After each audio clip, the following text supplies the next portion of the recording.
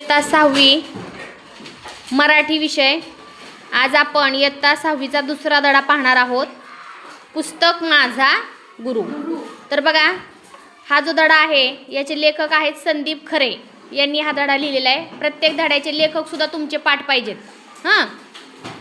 तर बघा, आपल्या जीवनामध्ये अनेक गुरु असतात, म्हणजे जो आपल्याला ज्ञान देतो, जो आपल्याला नवीन गोष्ट, चांगली गोष्ट करायला शिकवतो, तो आपला गुरु असतो। मग तो वयाने आपल्या लहान सुद्धा असू शकतो, सजीव सुद्धा असू शकतो, निर्जीव सुद्धा असू शकतो।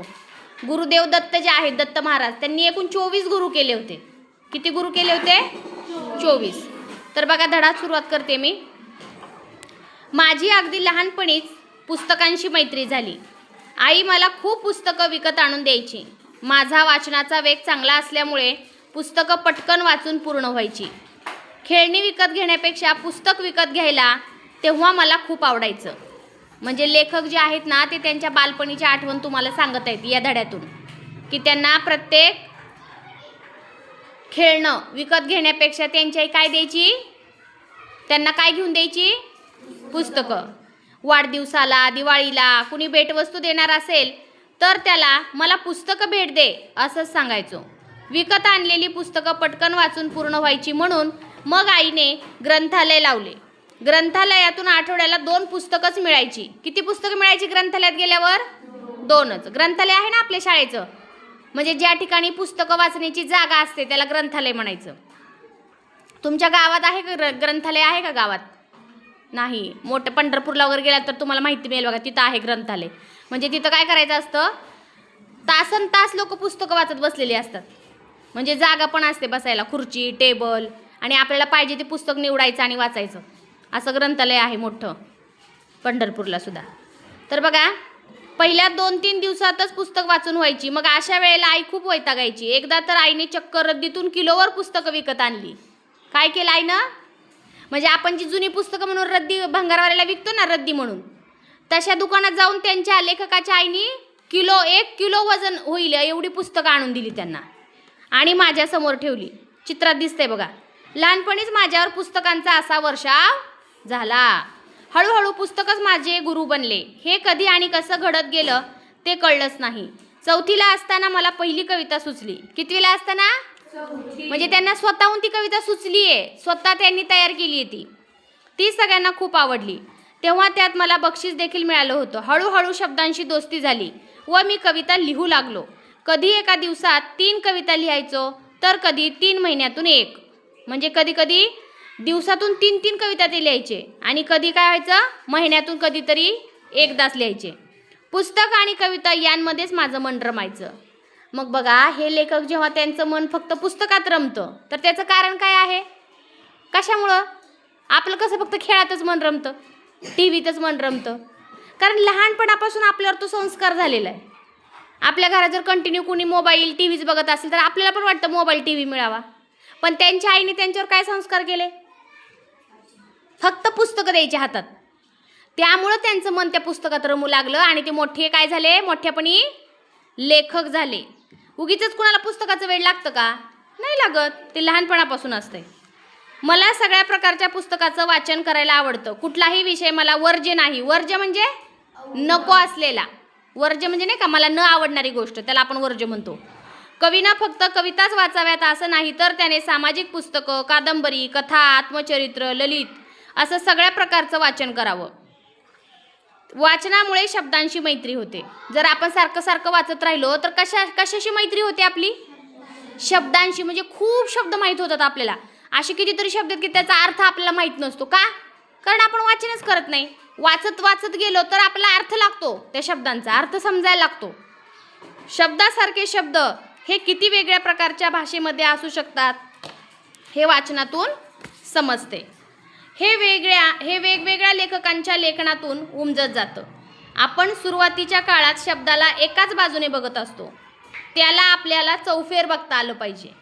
म्हणजे लेखक असं म्हणतोय की तुम्ही जर वाचत गेलात ना, तर तुम्हाला एका शब्दाचे अनेक अर्थ सापडतात। आपल्याला होतं बघा स्कॉलरशिपच्या ह्याच्यात, एका अर्थाचे अनेक शब्द। एक उदाहरण सांगा बरं, शब्द तोच आहे पण त्याचे अर्थ वेगवेगळे आहेत।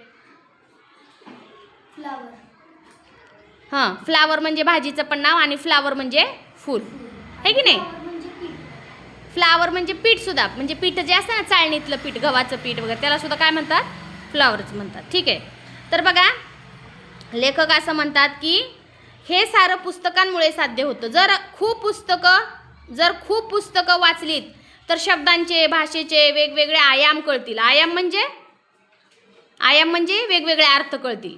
हे आयाम मला हळूहळू समजायला लागल्यामुळेच मी मौनाची भाषांतरे, कधी हे कधी ते, नेनिवेची अक्षरे, तुझ्यावरच्या कविता हे कविता संग्रह लिहू शकलो.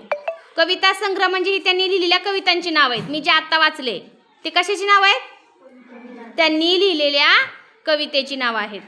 पुस्तकातून खूप लेखकांशी आणि कवींशी माझी भेट झाली. संत कवी, पंत कवी, तंत कवी यांची ओळख झाली. त्यानंतर अनेक कवींच्या कविता वाचनात आल्या. या पुस्तकांचं मी जाणीवपूर्वक वाचन केलं. तेव्हा एकच विषय वेगवेगळ्या साहित्यिकांनी कसा मांडला आहे हे समजलं.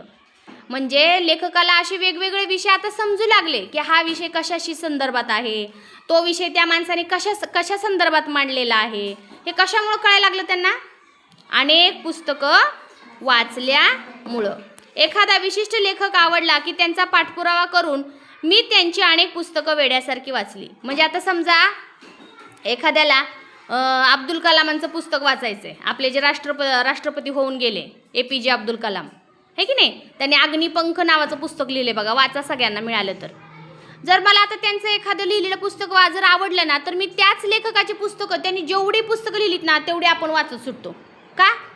कारण त्यांचे विचार आपल्याला त्या पुस्तकातून कळलेले असतात. अरे वा, एवढे छान विचार आहेत त्यांचे, मग अजून काहीतरी वाचायला मिळालं पाहिजे. असं करत काय करतो आपण? त्याच लेखकाची अनेक पुस्तकं वाचायला बघतो, बरं का. तेव्हा पुस्तकांचा खूप खोल परिणाम माझ्या मनावर झाला. एकलव्याच्या गोष्टीसारखं आहे हे. आता ह्याला उपमा कशाची दिली आहे त्या लेखकांनी? म्हणजे त्यांना जर एखादा लेखक आवडला तर त्यांचीच पुस्तकं वाचत सुटणे. ह्याला त्यांनी उपमा कशाची दिलेली आहे? एकलव्य माहिती आहे ना, महाभारतात होऊन गेला. द्रोणाचार्यांना त्यानं गुरु मानलं होतं आणि मग त्यानं काय केलं? गुरुदक्षिणा म्हणून द्रोणाचार्यांनी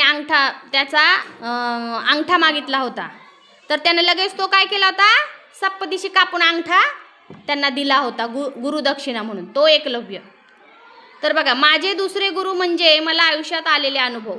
आता त्यांचे लेखकाचे दुसरे गुरु कोण आहेत? मग त्यांना स्वतःला आलेले अनुभव. आणि पहिले गुरु कोण आहेत? पुस्तके. दुसरं बघा, अनुभव आपल्याला खूप काही शिकून जातात, आपलं जगणं समृद्ध करतात. माझ्या काही कविता या मला प्रत्यक्ष आलेल्या अनुभवांचे प्रतिबिंब आहेत. त्यांपैकी एक कविता म्हणजे दमलेल्या बाबाची कहाणी, आयुष्यावर बोलू काही. या कार्यक्रमाचे महाराष्ट्रात सतत दौरे सुरू असतात. माझी मुलगी लहान होती तेव्हा दौऱ्यांमुळे मला तिच्यासाठी अजिबात वेळ काढता येत नसे. म्हणजे आता हे मोठ्यापणी काय झाले? लेखक झाले, कवी झाले. मग त्यांना कामं मिळू लागली कविता तयार करण्याची. मग ते काय करायचे? कार्यक्रमाला असे बाहेर असायचे, कधी पुण्याला, कधी मुंबईला. मग त्यांना त्यांची जी छोटी मुलगी होती ना, त्यांची आणि तिची भेटच व्हायची नाही, वेळच मिळायचं नाही एकमेकांसाठी. तर मग बघा, कार्यक्रमाहून रात्री अपरात्री घरी यायचो तेव्हा माझी चिमुकली झोपलेली असायची. चिमुकली म्हणजे त्यांची मुलगी.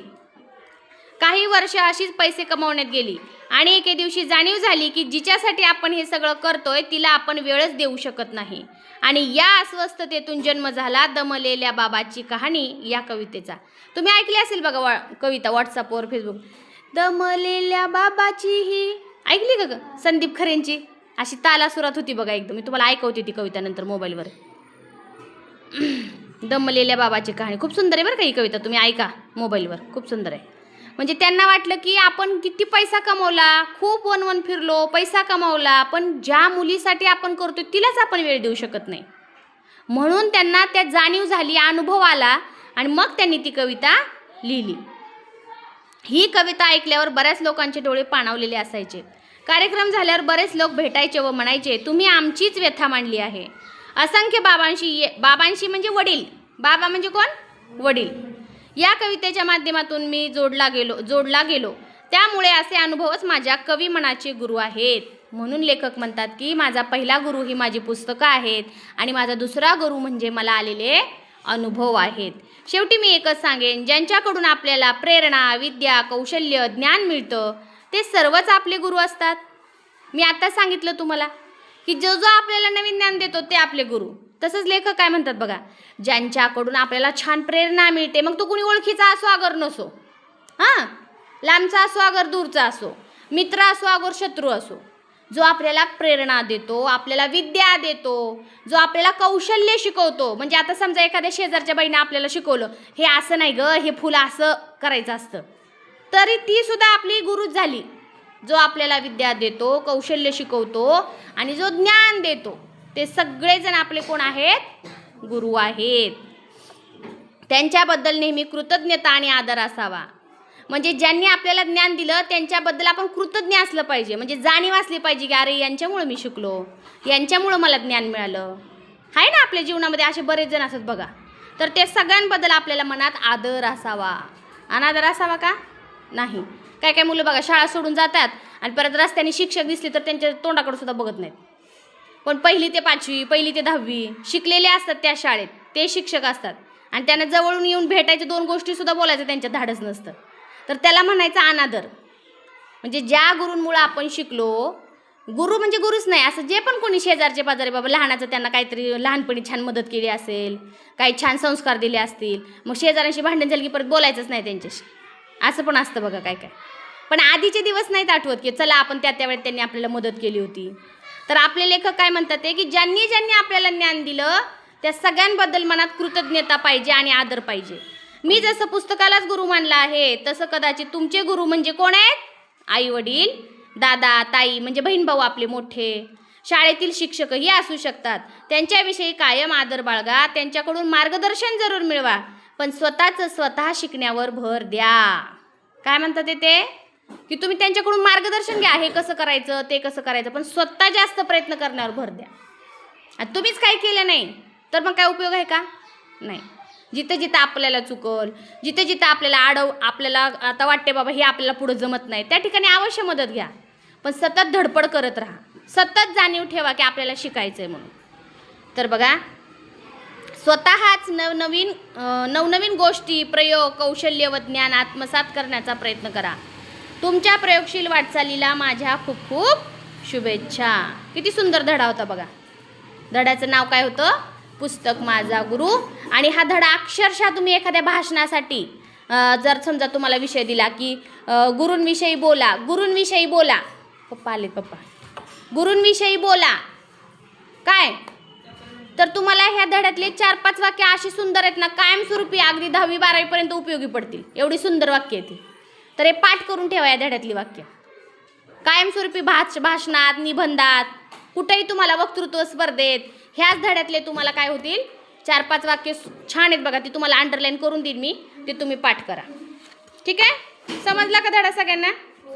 कुणाला काही शंका, अडचण? मॅडम मला ह्या शब्दाचा अर्थ कळाला नाही. समजलं सगळ्यांना? छान होता बघा धडा.